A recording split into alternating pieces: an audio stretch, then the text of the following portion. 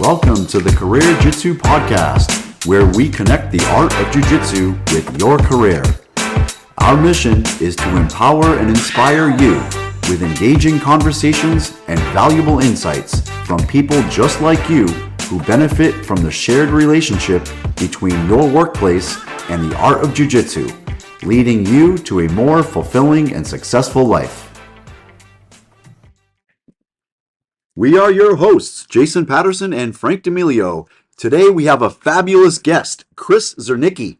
Chris is a chiropractic physician at Performance Health Sports Care and Recovery. He is a blue belt in Jiu-Jitsu and has been training for about 5 years. With Chris's extensive knowledge in the medical field and experience on the mats, we are sure to come away today with some great information for our listeners, Frank. I am really excited about this because when we first started talking about our CareerJitsu podcast, Chris was one of the first people I thought of because there is so much correlation between the art of Jiu-Jitsu or the science of Jiu-Jitsu and the science of chiropractic care. So I am really looking forward to this one, Frank. As am I, because they're two worlds that just intertwine so nicely. And I think all of our listeners are going to get a lot of value from hearing some of his intelligence and wisdom on jiu-jitsu and on chiropractic practice. Absolutely. So, Chris, thank you so much for coming in and giving us some time. And I know our listeners will appreciate this. Oh, thank you both for having me. I really appreciate it. Yeah. My pleasure. Yeah. So the first question I want to start with, Chris, today is I want our listeners to hear a little bit of your explanation in terms of the correlation between jiu-jitsu and chiropractic care when it comes to things like anatomy and biomechanics and joint stability versus mobility, because these things are things that people experience in jiu-jitsu on the mats, and it's also, a skill set for people in jiu-jitsu to understand the human body. And it's also a skill set as a chiropractor to understand the human body and how it works. So can you elaborate a little bit about the science or the joint concepts of chiropractic and jiu-jitsu? Absolutely. So one of the first things that we learn in chiropractic is that every joint in the body has some degree of stability and some degree of mobility. And that's always an inverse relationship because the more stable a joint is, the less mobile that joint is, and then vice versa. So take the shoulder, for example. Very mobile joint. It can move forwards, backwards, behind your back, all over the place. That's why you're able to get a lot of joint locks with the shoulder, such as the Kimura, the Americana, armbar, like everything, all of that can come from a very mobile joint, while the elbow itself is more stable. You can only go forwards and backwards, maybe a little bit of twisting side to side, but mostly forwards and backwards. And to be able to connect that concept to then jujitsu is being able to control the more mobile joints before the less mobile joints, to use an armbar, for example. So I guess in theory, an armbar would be easier to get because there's less mobility. You only need to go so far before someone taps out to an armbar versus having to really crank out a Kimura for someone that's a little more mobile in the shoulders. Interesting. This reminds me, Jason, when you're teaching class, a lot of times you tell us when we're, for example, in guard, and you say you get your base down, get your butt low, your base down, and you always say you can stay on dead toe, right? Your feet are flat, which gives you great stability. Or if you want to be more mobile but a little less stable, you can go live toe and move around. So it's such like a interesting parallel, isn't it? Absolutely, Frank. Yeah. Yeah. Can we talk about that? The joint joint mobility and joint stability, because I know for me, I mean this is just myself, but I have the joint mobility. I've been doing jiu-jitsu for a long time, so my joints are very mobile. But where I lack is actually my joint stability. So I find myself kind of sometimes incurring some injuries that I may not have gotten had my joint been a little bit more stable. But sometimes I'm bailed out by the fact that it's also mobile and I can move out of positions and not get hurt as well. So can you elaborate a little bit on the joint mobility and stability relationship there? Yeah, absolutely. So, I guess pick a joint for your case. Like, what I guess would you say is more mobile than not? Like your shoulder, your elbow, your knee. Like, what do you find to be more your too mobile of a joint? And we'll kind of I dive think into my that a little knee, bit. my knees. Yeah. Okay, so the knee is definitely a joint that you want to be more stable because when you're carrying yourself, walking, standing up from a seated position, you want that stability in your knees. And if there isn't any, you get knock knees, you get a lot of dislocations or orthopedic subluxations where the joints themselves kind of slip out, quote unquote, of place. And to be able to add more stability, you would definitely want to strengthen the area with stuff like squats or hamstring curls, lunges, different exercises that will not only strengthen the muscles around it, which will add more stability, but doing it in such a way that you're able to move through a full range of motion. That way, you're able to be stronger in all ranges, not only in the active sense, but also in the passive sense. Okay. So, Chris, earlier before we started the podcast, you were talking a little bit about active range of motion, passive range of motion, and then the atomical barriers. So, you told us a lot about that. Can you share a little bit about that with our listeners and maybe talk about some of the things that you've learned in your therapy that might be able to help them in their jujitsu? Yeah, for sure, for sure. So, not to get too nerdy on this, but the concept of barriers in the body, it kind of talks more on ranges of motion through all our joints in the body. And I'll use the elbow, for example, because it's the easiest to understand that your active range of motion is how far you can take it yourself, bending your fist towards your shoulder or bringing it away and straightening your arm out completely is your active range of motion. Being able to take that a little bit further through assistance of somebody else, so in the chiropractic sense, the the therapist, the chiropractor will be able to pull that arm, the fist towards you a little bit more into flexing the elbow further than you could bring it yourself. And that's your passive range of motion. And that's also where mobilizing occurs. So you can talk to any therapist, chiropractor, they'll have an idea of graded mobilization, grades 1 through 5. Grade 5 is where the quick thrust occurs, where you see it in chiropractic videos where it's a lot of like pushing on the back, adjusting the neck, adjusting the elbow, for example. That's all graded mobilizations. And why it's a quick in and out is you're going beyond that passive range of motion into the physiological space, the gray area, but not so far that you're entering what's called the anatomical barrier, which is as far as that joint will go with or without assistance.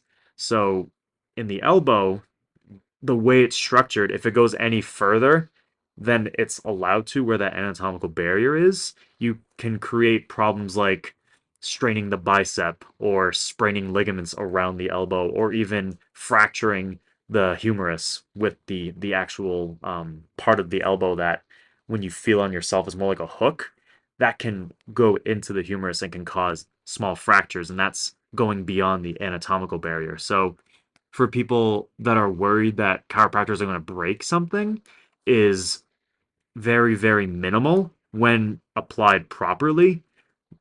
Obviously, there are some chiropractors a little more careless and can definitely go beyond that space and it can cause injury to someone. And same thing in jiu-jitsu, that if you're not aware of such concepts and you just crank on someone's arm for an arm bar, you can really hurt someone that way. And, having an understanding of taking things slow and not just trying to rip their arm off is really important, not only for yourself, but for your training partner as well.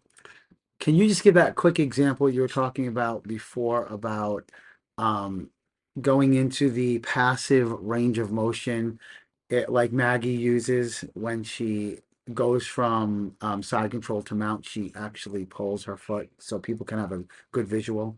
hmm So, the example that I was talking about before is that if you're in the side control and you're trying to move into the mounted position, that there are a few ways of going about it, but the one that can use an active range of motion is just bringing your leg over and sliding into the mounted position. But if someone brings their knees up and you actively cannot get over that barrier being their knees into mount, you can grab your own foot, bring that into more of a passive range of motion and be able to go farther than you could on without any assistance of yourself. That'd be a great YouTube video on passive techniques. passive Yeah. movement techniques. Yeah, this anatomical barrier and physiological space stuff is is pretty It, interesting because a few weeks ago I was rolling with a one of our other black belts and I got stuck in a ankle lock and I kind of turned. I was sort of at a strange angle and I kind of turned and I felt I heard this loud pop and everybody around me also heard the loud pop and I and everybody else thought that I broke my ankle, but it didn't hurt at all. And I was like, well, is that I don't really quite understand why that didn't really hurt. And I actually still continued to walk around. And even the next day, I woke up and I was jumping around like nothing happened. So I was like, the next day, I'm thinking to myself, like, how did that even happen? So, Chris, can you explain how that happened? First off, did you feel better after that pop? I didn't feel better right away, but I think a few hours later I kind of felt a little looser and I was like, huh, Yeah, that's yeah, weird. yeah. In the chiropractic world, we call that a joint fart. So in science terms, it's more of a what's called cavitation of the joint. So every joint in the body has fluid and a capsule around it to protect it and hydrate the area, give it the proper nutrients to be able to stay healthy and not create any problems. And when there's certain pressure applied into a certain joint very precisely, that the fluid and the gas within that synovial capsule come together really quick like a vacuum and create that pop. And that pop is nothing more than just the gas bubbles come together and then just breaking apart. And that, in the chiropractic sense, is used more as a therapeutic purpose to induce more range of motion, to be able to reduce pain, possibly reduce inflammation, and give the person a little more confidence to actually move the joint and oh, I can move a little bit easier. I'm a little looser, Oh, it feels great. And it's nothing to be scared of, but definitely in the world on the mats and in jiu-jitsu, it's something to be careful of because especially when adrenaline might be a little involved and you might be a few rounds in, you might be a little bit tired, that it's not an injury, that it's not something tearing or popping or breaking, but it's actually a cavitation of that joint. And it can happen in any joint in the body, in your back, your knees, your hips. People ask me that all the time, asking, is it okay for my neck to pop if I turn one way on its own without someone actually cracking it? And I say, of course, it's your body wants to move. It craves movement, and that's nothing more than an example of just a phenomenon that occurs, and it's nothing really to be afraid of. So, cavitation. Cavitation? New, cavitation. new vocabulary word for all of our listeners. That's great. So, I have a question for you, Chris, about, so I know you treat a lot of people, you help people become more healthy. A lot of these people are those who practice sports. So you have sports injuries and you're there and you give them a path to recovery. So my question to you is, as you treat them and you see patterns of different problems that they're having, does that inform the way that you practice jujitsu? Inform how intense you go, how frequently you go, with whom you decide to roll, and how intensely you go, and what kind of strategies you use when you're actually rolling around, let's say with a new spazzy white belt, or maybe like a really powerful black belt like Jason over here. Um, how has that informed you, and what tips can you give our listeners on that? So, to sum it up into one sentence, and then I'll elaborate, is that we as humans are not as fragile as we think, that our bodies definitely are able to withstand a lot. That's why football players, for example, can get tackled multiple times in a game and still be able to get up and maybe rest the day after, but then go to practice the few days later and continue that sport. Or in jujitsu, you're getting taken down, getting thrown to the ground, you fall down, you get back up, all is well. We're not as fragile as we think. We're actually very durable and adaptable creatures, much like any other in nature. And the way that's informed me is that, okay, I might have a little bit of an ache and a pain here and there, but that doesn't mean I'm injured. It just means, okay, something's going on there. Maybe I stretch out a little bit more. Maybe I, go through a couple different exercises just to kind of get some blood flow to the area. But at the end of the day, it's not injury, it's not damage. maybe it's a warning sign, but at the end of the day, you address that if it becomes more of a problem in your day-to-day activities rather than in one specific moment. So I guess to answer your question more directly, it's allowed me to, um, I guess maybe not step up my training, but also understand that, okay, something's going on. Doesn't mean I have to completely rest and stop and, oh, I have to take a day off or take a week off because something is achy. It's just part of the game, and it's a long game at the end of the day. And if it gets to that point where it is very problematic, take some time off, take a rest, listen to your body. But it's that, I guess you could think of it as your light system, green, yellow, red light. And I use this with all my patients, and a few that are listening might go, "Yep, he said that before." And think of the pain scale 0 to 10, 0 being no pain at all and 10 being the worst pain imaginable. That that 0 to 3 range is your green light.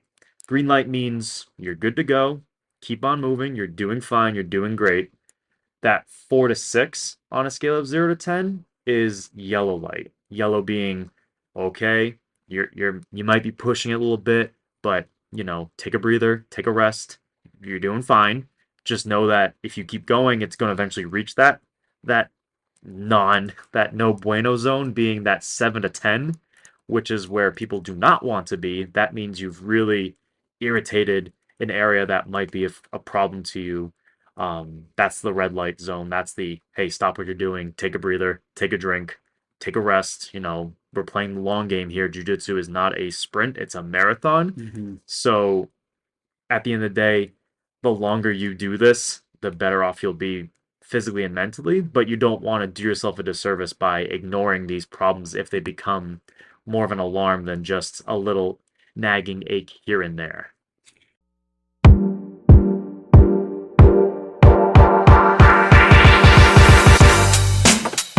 It's your favorite part of the program, Tap In Time, where you get to tap in with your thoughts and feelings.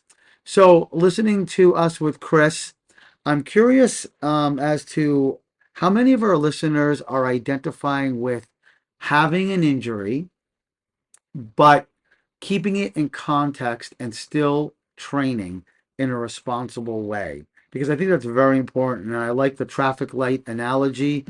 Let us know if that analogy helps you or if you have your own analogy to share with us. Thanks for joining us in Tap In Time. Yeah, it's interesting the fine line between when you're talking about like stretching a joint beyond its normal range of motion, that fine line between hurting somebody and actually helping them. Mm-hmm. So it makes me feel it makes me feel like I would like to, if I could legally hop into Chris's office and try to pop somebody. Right. Just from doing jujitsu so long, I just want to try it. I just want to go in there and just be You'd like, probably be pretty pop good. your arm a little I bit? bet you'd be pretty good at it. You could lend your credentials, can you not? You could lend them to somebody else. He could, They're yours, right? Mine to have, and he can borrow it for a day. And Yeah. No, but wear my name on a tag. more serious note about that, though, Yep. do you think, people that train jujitsu, they have because they have an understanding of how a joint moves and so forth. Mm. Do you think for yourself, like having done jujitsu for as long as you have, and you've put people in arm bars and joint locks and chokes and so forth, do you think that that has helped your profession? Has that helped you as a professional? Absolutely. So from a physical standpoint, just being able to use your weight in a more effective way than rather than just laying on somebody, like to adjust someone, for example, to be able to put it in such a way that you really, because just like in jujitsu, you want to isolate one area to manipulate another, and the same can apply with chiropractic care. So, being able to adjust someone's low back, you have to really hunker down on their top half so their whole body doesn't roll over. That it's a twist. Your body's going one way while your low back goes in another way. And that's a good thing that I've learned from jujitsu because before I wasn't putting as much weight on people. Excuse me. But now with applying your pressure in a more effective way, it works well with jujitsu and with chiropractic care. So I've definitely found that connection of, hey, look at that. I'm using more of my weight rather than just being up here, being very careful and gentle, not wanting to hurt the person, but you're actually not hurting them. If anything, it makes them feel safer. They don't feel like they're gonna fall off the table or anything. I like that reciprocal benefit that you're getting there. Hmm. So, I have a quick question, something kind of personal, but like whenever I roll with you, I've noticed something about your strategy, and this is going to sound like an off-kilter comment, but I teach marketing, and in marketing, we talk about when you roll out a new product, there's early adopters of that product. And that means they'll try it right away and they'll see if they like it. Something that I definitely appreciate about you is when we roll, if we learn something in class that day, in a live roll, you will try it. I look at you in jiu-jitsu as an early adopter. Mm. And I guess my question to you is, does that have that cross benefit with your chiropractic practice as well? Definitely. And first off, I really appreciate you saying that because that's something that I really try my hardest, especially when we're learning something new that I've never seen before, that I want to give it a try. I want to see if it works well for me. And if I find that it's somewhat effective or that it's working, especially on someone that just learned it as well, that, it's kind of working out well, then I'll definitely run with it. And the same thing in chiropractic, that if there's a new technique going on or a new modality that's out there that can help people in one way, shape, or form be more effective, then I'm open-minded to it, and I think that's really kind of the attribute that is me as a person and not me as a doctor and me as a practitioner, but me as a person, that I'm open-minded and want to, try something before I completely shut out and say, it's not for me. Whether it's clinical or jujitsu, give it a shot. Worst case scenario, it doesn't work. You don't use it again. No big deal. Right, right. It's the ability to say, I might fail with this. It might not be great, Yep. but I'm willing to take the shot. Yeah. And I think that's a great quality both in the professional world and on the mats. Yep. I feel like it's harder on the mats because It, when you try something and it doesn't work, then you're under somebody else, and that's it's not and that's and that and you definitely can't breathe. So that is shattering your pride, shattering your spirit. And same thing in chiropractic too, is you can't have an ego when you're the doctor, when you're the practitioner, because if something doesn't work, then you feel like that you're a bad doctor, that you're a bad practitioner. And same thing in jujitsu. If something doesn't work, doesn't make you bad. It's just it's not quite there yet. You have to either keep at it or do something else. And or you experimented, you gave it a try, and at least you gave it a try. Right? because That's what it teaches us. for sure, both worlds are so big, and to narrow yourself into this little box, no matter what, it not doing yourself a disservice, but you're not there's more to offer. Why be, I guess, narrow-minded in that sense? That's just my perspective on jujitsu and chiropractic, is there's so much out there. Why would you want to kind of pigeonhole yourself into one aspect when there's so much more out there? Right. Be adaptable. Mm-hmm. Yeah. Well, Frank, this podcast is flying by. It really is. It It's feels like we're just over 5 so minutes in. much valuable information. So I want our listeners to know that I know that this probably has felt like a fast podcast for them as well, because there's so much knowledge, and when you get into it, it just flies. I want them to know that any questions, comments, concerns in their training, or whether they are a chiropractor or somebody that works in the medical field doing something similar to what Chris does, feel free to comment. Feel free to send us a message. Chris is always willing to open up his mind And share just help like you people. did today. Yeah. Yeah, absolutely. But one more thing. So, this is kind of like a little bit of a question, Chris, not necessarily scientifically, but Mm. more as like I would say, more like a business type question, as a chiropractor, because as a chiropractor, you not only have to treat patients, but you also have to kind of run a business too. Hmm. So uh, I know that you mentioned before that you do work with a patient that may be getting treatment from maybe some other medical professionals. Maybe they go to PT at the same time that they're doing chiro or something, you know? Hmm. So when you have to have a patient that you have to work together with other professionals, Mm. um, there's kind of like a teamwork concept there, right? Hmm. And the way I think of that in the sense of a jujitsu school, being a jujitsu school owner, is I always have to keep that vision and that mission of our school and make sure that everybody's meeting their goals. Because as a school, we have so many different practitioners, and they all have different goals. Some people are competitive, some people are not, Hmm. and different ages, weights, limitations. So there's so many different types of people on the mat that you have to accommodate your training. Hmm. And so how can you is does that relate to the chiropractic business a little bit too? Definitely, definitely, because and that at the end of the day, it's not about you, it's about the patient, and it's not about you, it's about the student. That there comes a point where it's no longer about, stroking your own ego or doing what's best for you in the business. It's, when you actually care about the person in front of you, that you want them to succeed, you want them to get better, to do better, to be better. And whether that's as a chiropractor, as a fellow practitioner, a fellow student in your school, that, it's something that I keep that hat on when I come here, is that I want others to be better as well because it makes me better. Mm, Um, absolutely. that we're all helping each other out. Iron sharpens iron at the end of the day. And if you're just worried about crushing others, killing others, that they're not going to build with you. They're going to stay low. And, there comes a point where it gets boring. It is no longer a challenge. And same thing can be said in the chiropractic world. If someone comes to me from a physical therapist, that we very much have to play mom and dad of like, make sure you do your exercise and make sure you do your stretches because this is only in your benefit. Like I could very simply say, oh, don't go to that PT, they don't know what they're talking about, and just come to me. I will take care of you completely, be your savior.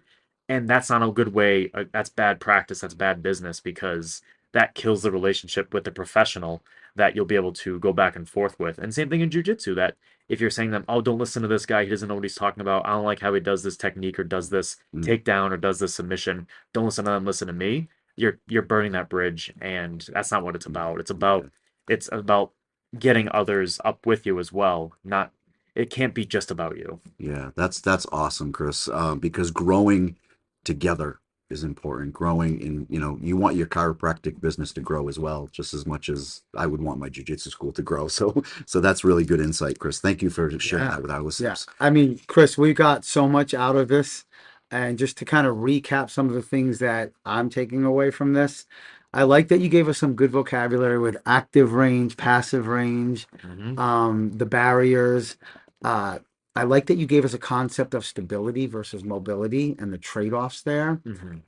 I think it's great that also you remind us to put our injuries in context with um, the yellow, The green, yellow, red. green, yellow, red. I thought Hmm. that was excellent.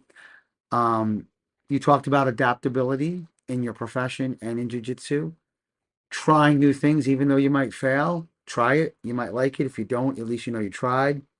And really, the ending was very motivational when you said you want people to get better, do better, be better. Iron sharpens iron. That is absolutely inspirational. So we got great vocab, great concepts, and inspiration all wrapped in one. That's what we do here. That's what we do. So thank you so much for coming in. And thank you. A Yeah, pleasure. yeah, absolutely. Any comments, questions, concerns? If anybody wants to shoot us a message when they hear this podcast, Find us. yeah, you know how to Yeah. find us, right? We'll have ways for you to find us. We're still kind of new at this. All right. Checking out, but not tapping out. Ciao. Well, there you have it. As we wrap up today's episode, let's take a moment to reflect on the powerful connections we've explored between the art of jiu-jitsu and your career. In your workplace and in jiu-jitsu, you learn to adapt and navigate challenges. So remember that persistence and the courage to embrace the lessons that you learn are the keys to your growth both on the mat and in your career.